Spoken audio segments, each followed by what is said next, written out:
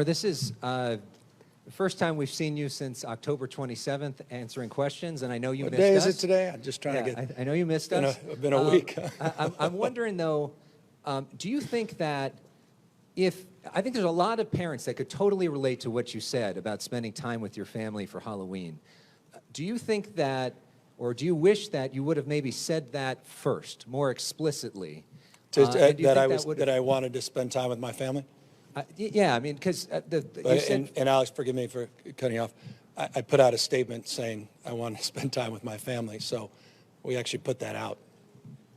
Well, it said family obligations.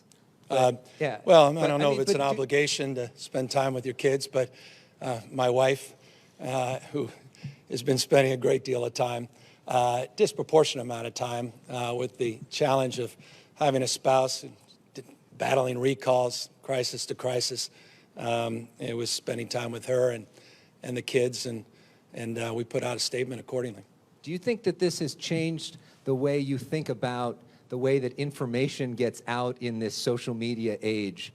And sometimes when there's a lack of information, what happens? Has it changed the way you think about communicating at all?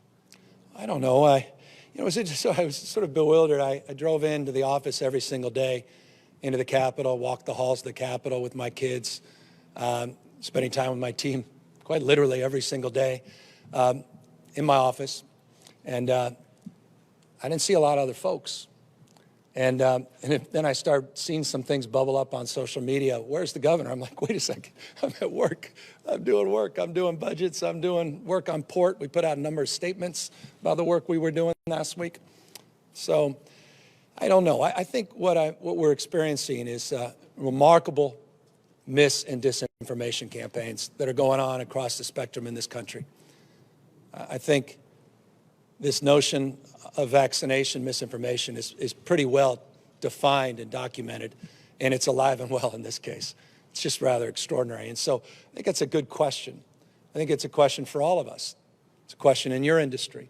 It's a question in mine and in whatever professional endeavor, how we push back against lies, misinformation, intentional and otherwise. And it's hard. It's a fire hose. And if you want to go down that rabbit hole of conspiracies and the like, it's a challenge. And that's nothing to do with the governor's office. It's much more profound than that all across this country.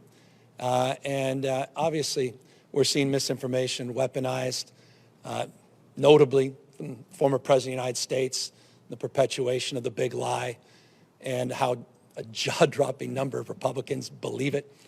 And this notion of voter fraud, the very direct assault on the efficacy and safety of vaccines.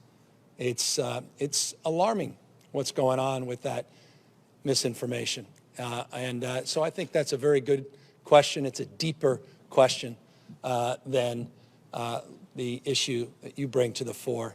And it's one we're all going to have to ponder and work against.